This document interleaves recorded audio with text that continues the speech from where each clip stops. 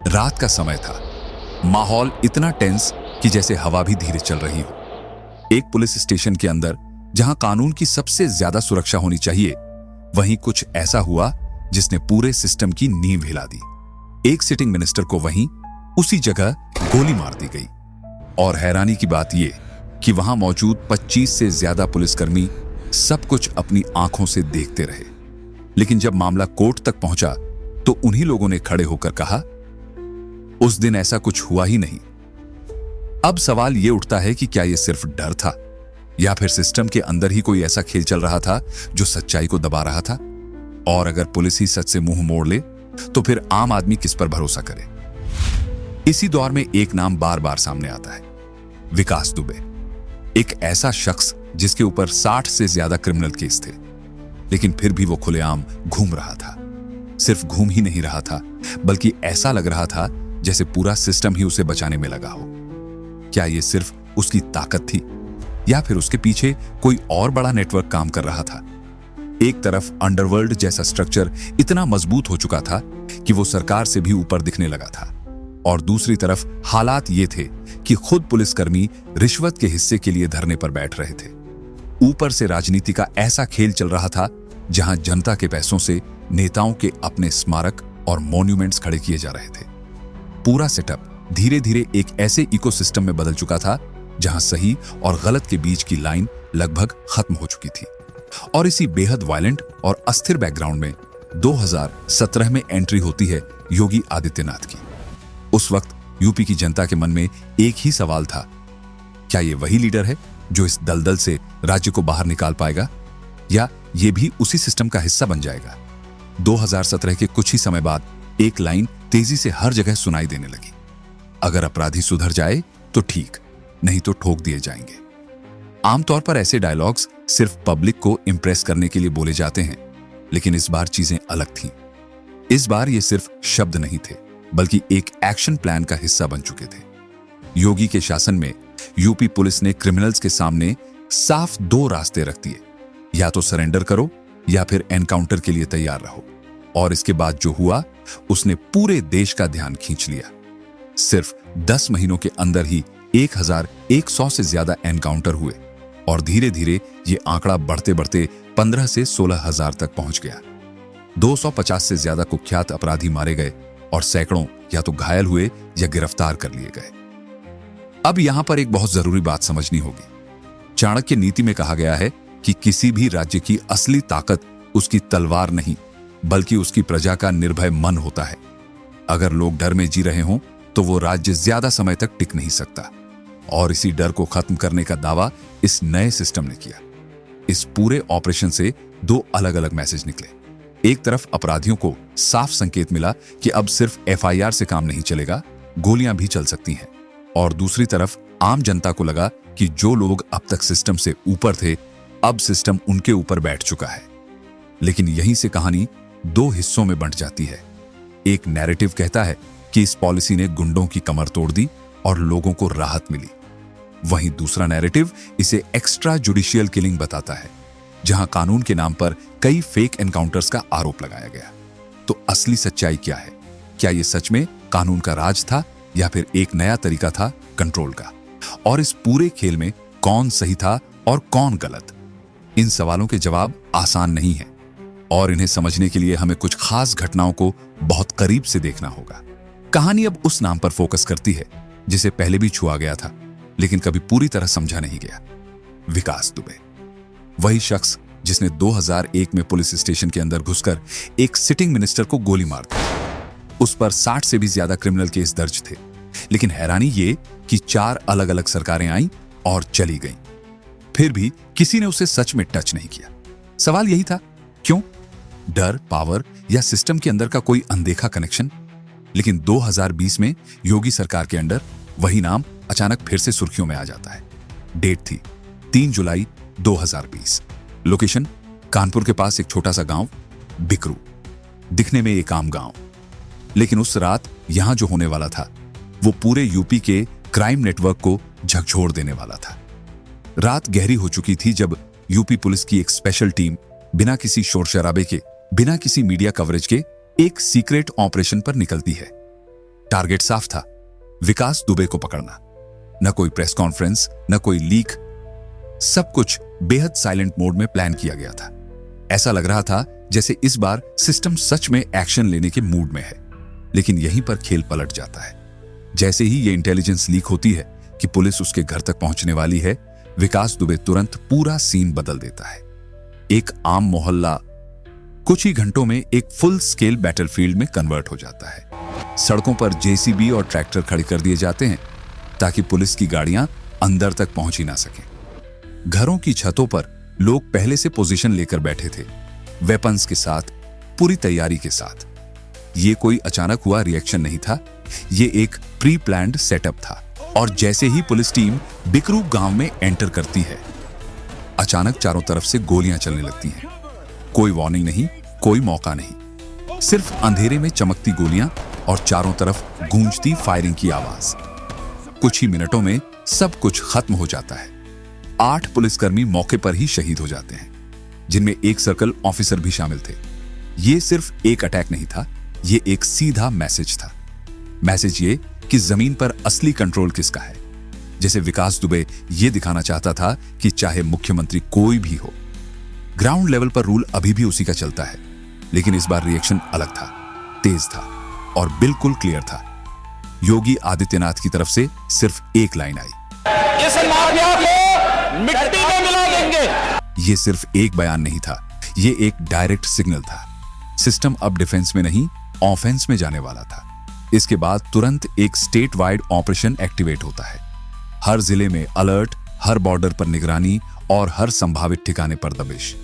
पूरा network active हो जाता है, जैसे एक ही टारगेट हो, विकास दुबे। फिर आता है 7 जुलाई 2020। एक अनएक्सपेक्टेड लोकेशन, महाकाल मंदिर, उज्जैन। विकास दुबे वहां दर्शन के लिए पहुंचा हुआ था। लेकिन सवाल यह है, क्या वो सच में छिपने आया था या खुद सामने आने की कोई अलग ही स्ट्रैटेजी चल रही थी? जैसे ही यूपी पुलिस को यह इनपुट मिलता है, वो तुरंत मूव करती है और वहीं से उसे अरेस्ट कर लिया जाता है, बिना किसी बड़े रेसिस्टेंस के, बिना किसी शूट आउट के। 3 दिन तक वो पुलिस कस्टडी में रहता है। सब कुछ कंट्रोल में दिखता है, लेकिन असली ट्विस्ट अभी बाकी था। 10 जुलाई 2020 की सुबह एक हाई सिक्योरिटी काफिला उज्जैन से कानपुर की तरफ बढ़ रहा था। उसी काफिले में एक गाड़ी में बैठा था विकास दुबे। रास्ता लंबा था और माहौल शांत, शायद जरूरत से ज्यादा शांत। और तभी अचानक वही गाड़ी पलट जाती है। पुलिस का कहना था कि गाड़ी स्किड हुई और उसी अफरा तफरी में विकास दुबे ने पुलिसकर्मियों से हथियार छीनने की कोशिश की। कुछ सेकंड और फिर गोलियां चलती हैं। जब धूल बैठती है तो खबर आती है, विकास दुबे एनकाउंटर में मारा गया। लेकिन यहीं से असली सवाल शुरू होते हैं। क्या ये एक नेचुरल रिएक्शन था या पहले से तय किया गया एक एंड गेम? सच क्या है, ये समझने के लिए हमें एक और केस खोलना होगा, क्योंकि ये कहानी अभी खत्म नहीं हुई। अभी तो बस परतें खुलनी शुरू हुई हैं। इस कहानी को समझने के लिए हमें एक और केस खोलना पड़ेगा। एक ऐसा केस जिसने यूपी के पावर स्ट्रक्चर को बहुत करीब से एक्सपोज किया। और इस बार नाम आता है अतीक अहमद। एक बात यहां याद रखना जरूरी है, जब एक ही इंसान के पास पॉलिटिकल पावर, पैसा और डर पैदा करने वाली ताकत तीनों एक साथ आ जाए, तो वो कॉम्बिनेशन सिस्टम के लिए सबसे खतरनाक बन जाता है। और अतीक अहमद उसी लेवल का खिलाड़ी था। प्रयागराज में एक समय ऐसा था जब उसका नाम सिर्फ एक आदमी का नाम नहीं था, वो खुद एक सिस्टम बन चुका था। लोग मजाक में कहते थे कि असली डीएम वही है, बाकी लोग तो बस फाइल्स मैनेज करते हैं। लेकिन ये मजाक नहीं था, ये ग्राउंड रियलिटी के काफी करीब था। ये कोई छोटा मोटा लोकल गुंडा नहीं था, ये विधायक भी रह चुका था, सांसद भी बन चुका था। और सबसे बड़ी बात, अगर इसे जेल में डाल भी दिया जाए तब भी इसका नेटवर्क बाहर उसी तरह चलता रहता था। अंदर बंद होने के बाद भी कंट्रोल इसके हाथ में ही रहता था। हालात इतने टेढ़े थे कि लोग इसके नाम से सिर्फ बाहर नहीं बल्कि जेल के अंदर होने के बावजूद भी डरते थे। उसका इंपैक्ट इतना गहरा था कि उसका नाम लेना भी रिस्क जैसा लगता था। लैंड ग्रैबिंग, एक्सटॉर्शन, बेनामी प्रॉपर्टी, किडनैपिंग, कॉन्ट्रैक्ट किलिंग, ऐसा कोई क्रिमिनल सेक्शन नहीं बचा था जहां इसका नाम ना जुड़ा हो। इसके ऊपर 100 से ज्यादा केस दर्ज थे, लेकिन ज्यादातर फाइल्स सिर्फ एफआईआर तक ही सीमित रह जाती थी। क्यों? क्योंकि गवाही देने वाला कोई कोर्ट तक पहुंचता ही नहीं था, और जो पहुंचने की हिम्मत करता वो फिर वापस अपने घर तक नहीं पहुंच पाता था। यानी कानून मौजूद था लेकिन लागू नहीं हो पा रहा था। इसी बीच एक नाम सामने आता है, उमेश पाल, एक ऐसा आदमी जिसने डर के इस पूरे सिस्टम को चैलेंज करने की हिम्मत दिखाई। उसने फैसला किया कि वो अतीक अहमद के खिलाफ गवाही देगा और यही वो मोमेंट था जहां से कहानी का रुख धीरे धीरे बदलना शुरू होता है। यह वही केस था जो 2005 में हुए एक हाई प्रोफाइल मर्डर से जुड़ा था। राजू पाल, जो उस वक्त बहुजन समाज पार्टी के विधायक थे, उनकी हत्या कर दी गई थी और उमेश पाल इस केस का एक अहम गवाह था। अब वक्त बीतता है लेकिन दबाव और टेंशन खत्म नहीं होता। फिर आता है 17 अगस्त 2012। अतीक अहमद उस समय यूपी के होम सेक्रेटरी को एक लेटर लिखता है। उस लेटर में वो दावा करता है कि उमेश पाल ने उसके खिलाफ झूठा केस दर्ज कराया है जिससे उसकी इमेज खराब हो रही है और उसकी प्रतिष्ठा को नुकसान पहुंच रहा है। वो ये भी लिखता है कि उमेश पाल कई लोगों के खिलाफ फर्जी केस दर्ज करता रहा है जिनमें उसका और उसके भाई का नाम भी शामिल है और वो ये बताने की कोशिश करता है कि उसने इस मामले को सुलझाने के लिए उमेश पाल को कई बार अपने घर बुलाया लेकिन वो कभी मिलने नहीं आया। ये एक तरह से नैरेटिव सेट करने की कोशिश थी या फिर आगे आने वाले किसी बड़े मूव की ग्राउंड वर्क। उसके बाद भी सालों तक ये केस खींचता रहता है, कागजों में चलता रहता है लेकिन जमीन पर कुछ खास बदलता नहीं। फिर अचानक कहानी जंप करती है 2023 में। लोकेशन प्रयागराज की एक गली, दिन का वक्त और सामने लगे सीसीटीवी कैमरे। जो होता है वो किसी फिल्म का सीन लगता है लेकिन ये रियल था। दिन दहाड़े खुलेआम उमेश पाल पर हमला होता है। पहले ग्रेनेड फेंके जाते हैं, फिर ताबड़तोड़ गोलियां चलती हैं। पूरा इलाका कुछ ही सेकंड में दहशत में डूब जाता है और इस हमले के पीछे जो नाम सामने आता है वो कहानी को और भी भारी बना देता है। बताया जाता है कि इसमें शामिल था असद अहमद, अतीक अहमद का बेटा, अपने साथियों के साथ। ये सिर्फ एक मर्डर नहीं था, ये एक ओपन चैलेंज था, जैसे कोई सिस्टम को सीधा मैसेज दे रहा हो, कानून हमें सिखाने की कोशिश मत करो, यहां खेल हमारे हिसाब से चलता है। और बस यहीं से ये मामला एक लोकल क्राइम स्टोरी नहीं रहता, ये नेशनल लेवल पर एक बड़ा मुद्दा बन जाता है। और अब जो रिएक्शन आने वाला था वो पहले से कहीं ज्यादा तेज, ज्यादा पब्लिक और शायद ज्यादा निर्णायक होने वाला था। एक तरफ योगी आदित्यनाथ की सरकार खुद को ठोक देंगे वाले सख्त एक्शन मॉडल के तौर पर प्रोजेक्ट कर रही थी और दूसरी तरफ वही राज्य, वही सिस्टम जहां दिन दहाड़े एक अहम गवाह को सड़क पर मार दिया जाता है। यहीं से नैरेटिव फिर से पलटने लगता है। सवाल उठने लगते हैं, क्या सच में गुंडा राज खत्म हुआ है या सिर्फ उसका तरीका बदल गया है? ऑपोजिशन सीधे अटैक पर आ जाती है। कहा जाता है कि यह पूरा एनकाउंटर मॉडल फेल हो चुका है। वही लाइन जो पहले विकास दुबे के केस में बोली गई थी अब फिर से दोहराई जा रही थी। फर्क बस इतना था कि इस बार निशाना सीधा अतीक अहमद और उसके पूरे नेटवर्क पर था, लेकिन इस बार जवाब भी उतना ही तेज आने वाला था। एक लाइन, वही पुरानी लाइन, लेकिन इस बार उसका टारगेट बहुत क्लियर था। और फिर जो हुआ उसे कई लोग माफिया के खिलाफ एक तरह की सर्जिकल स्ट्राइक कहने लगे। उमेश पाल हत्याकांड के करीब 1.5 महीने बाद 13 अप्रैल 2023, दिन का वक्त, लोकेशन ओपन और टारगेट असद अहमद, वही असद जिस पर उमेश पाल की हत्या का आरोप था। पुलिस उसे ट्रैक करती है और फिर दिन दहाड़े एनकाउंटर में मार गिराया जाता है। उसके ऊपर पहले से इनाम भी घोषित था। यह कोई लो प्रोफाइल ऑपरेशन नहीं था, यह एक पब्लिक मैसेज था। इसके बाद उसके गैंग के कई लोगों को पकड़कर जेल भेजा जाता है। नेटवर्क को तोड़ने की कोशिश साफ दिखने लगती है, लेकिन कहानी अभी रुकी नहीं थी, क्योंकि असली चेहरा, असली पावर सेंटर अभी जिंदा था। और फिर सिर्फ 2 दिन बाद 15 अप्रैल 2023 कुछ ऐसा होता है जो शायद भारत के क्राइम हिस्ट्री में पहले कभी उस तरह से नहीं देखा गया। अतीक अहमद पुलिस कस्टडी में मीडिया कैमरों के सामने लाइव टीवी पर गोली मार दी जाती है। कुछ सेकंड का सीन और पूरा देश शॉक में। अब यहां कहानी सिर्फ क्राइम की नहीं रह जाती, ये सीधे सीधे कानून, सिस्टम और पावर के बीच की लड़ाई बन जाती है। और यहीं से वो बड़ा सवाल खड़ा होता है जिसे इग्नोर करना आसान नहीं है। जो एनकाउंटर्स हो रहे थे, क्या वो सच में कानून के दायरे में थे या फिर ये एक अलग तरह का जस्टिस मॉडल बन चुका था? क्योंकि आंकड़े बताते हैं कि जिन लोगों पर एक्शन हुआ उनमें से 250 से ज्यादा ऐसे थे जिनके केस अभी ट्रायल में थे, वो अभी कोर्ट में दोषी साबित नहीं हुए थे। तो फिर ये सब कितना लीगल था, कितना इलीगल? सीधा जवाब देना आसान है, लेकिन सही जवाब देना मुश्किल। और जल्दबाजी में दिया गया जवाब पूरी कहानी को गलत दिशा में ले जा सकता है। इसीलिए अब हमें इस कहानी के अगले हिस्से को समझना पड़ेगा। एक ऐसा कॉन्सेप्ट जो इस पूरे मॉडल की रीढ़ बन गया, बुलडोजर जस्टिस। माफिया सिस्टम को तोड़ने के आमतौर पर दो रास्ते होते हैं। पहला, उनके दिमाग में इतना डर बैठा दो कि वो आंख उठाने से पहले भी सोचें। दूसरा, उनकी पूरी फाइनेंशियल बैकबोन तोड़ दो ताकि उनका नेटवर्क खुद ब खुद गिर जाए। पहले तरीके के लिए सरकार ने एनकाउंटर और सख्त पुलिसिंग का रास्ता अपनाया। नतीजा यह हुआ कि 10,000 से ज्यादा अपराधियों ने खुद आकर सरेंडर कर दिया। लेकिन असली गेम दूसरे तरीके में था, फाइनेंशियल स्ट्राइक। और यही से आता है बुलडोजर जस्टिस। यहीं से योगी को एक नया नाम भी मिलता है, बुलडोजर बाबा। पहले क्या होता था? माफिया लोग डर और दबाव के दम पर जमीनें कब्जा कर लेते थे। फिर उसी जमीन पर आलीशान मकान, फार्म हाउस, होटल, कॉम्प्लेक्स खड़े कर देते थे और वहीं बैठकर अपनी सत्ता चलाते थे। और जिस गरीब की जमीन छीनी जाती थी वो बस थानों के चक्कर काटता रह जाता था। लेकिन इस बार अप्रोच अलग थी। सरकार ने अतीक अहमद, मुख्तार अंसारी, विकास दुबे जैसे बड़े नामों समेत कई लोकल डॉन्स पर एक साथ कई कानून लगा दिए, गैंगस्टर एक्ट, रेवेन्यू एक्ट और लोकल बायलॉज। और फिर सीधा एक्शन।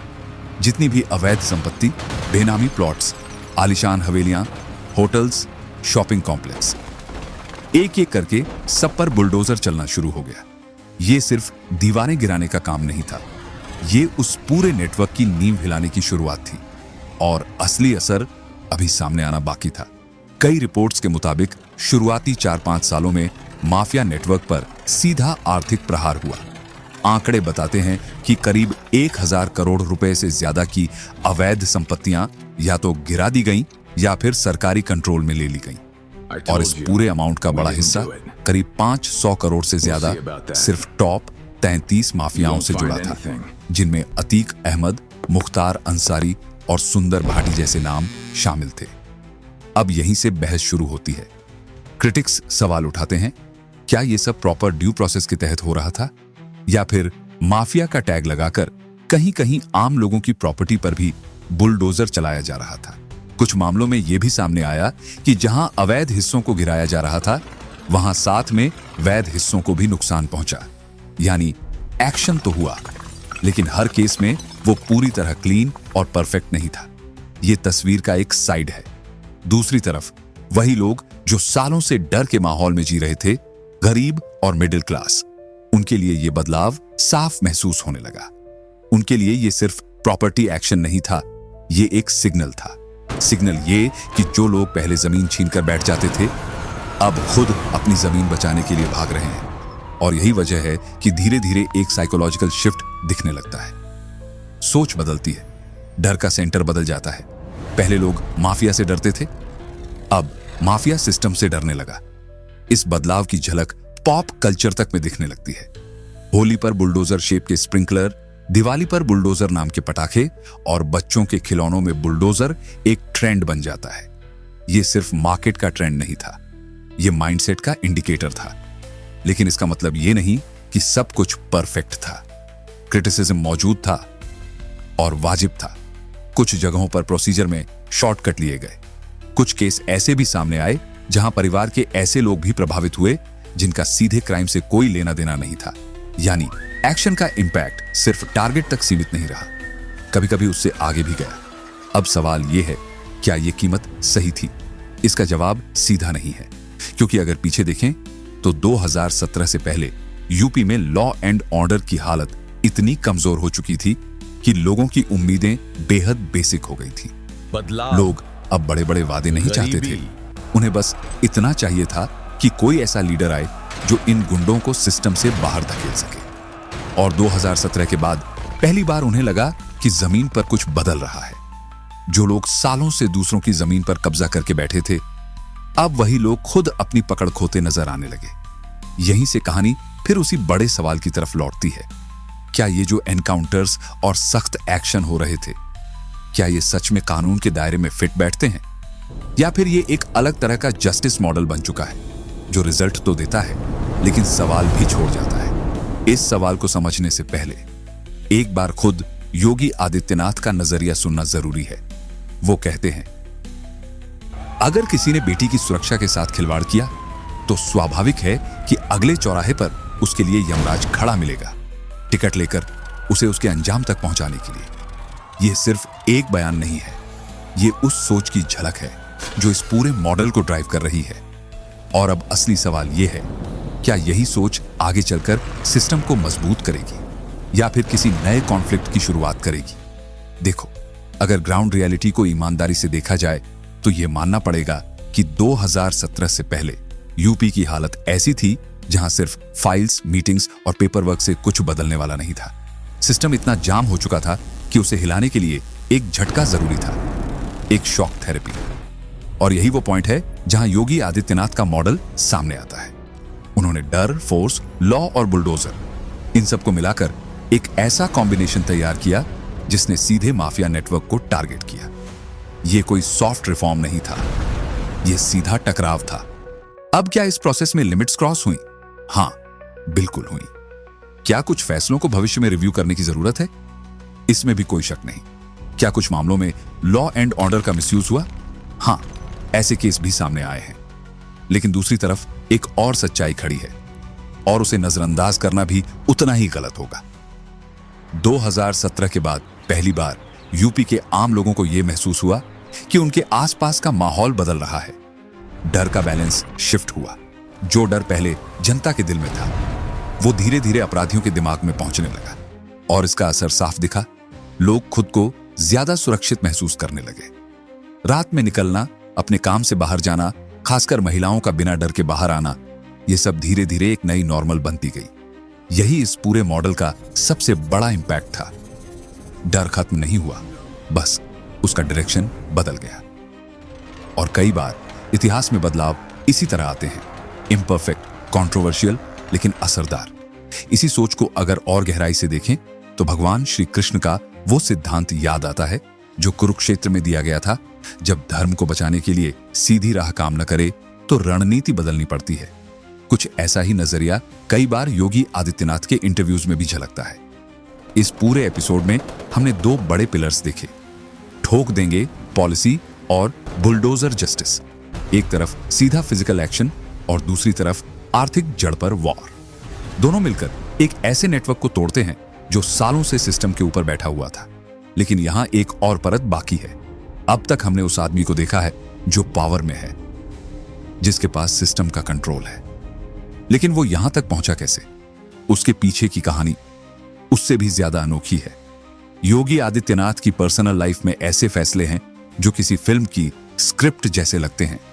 अपने पिता के अंतिम संस्कार में शामिल न होना, परिवार से दूरी बना लेना, पूरी जिंदगी एक अलग रास्ते पर डाल देना।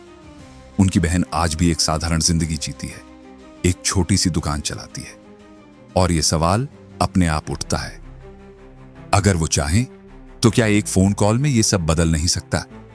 तो फिर क्यों नहीं बदलते? क्या यह सब एक केयरफुली क्राफ्टेड इमेज है या फिर सच में एक ऐसा जीवन है जहां पर्सनल और पब्लिक के बीच की लाइन पूरी तरह अलग कर दी गई है? और सबसे बड़ा सवाल, क्या यही मॉडल, यही पर्सनैलिटी उन्हें आगे चलकर देश के सबसे बड़े पद तक ले जा सकती है?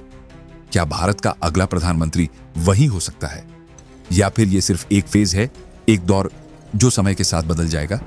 सवाल आसान नहीं है और जवाब भी सीधे नहीं मिलेंगे, लेकिन यही वो जगह है जहां आपकी सोच मायने रखती है। आप क्या सोचते हैं?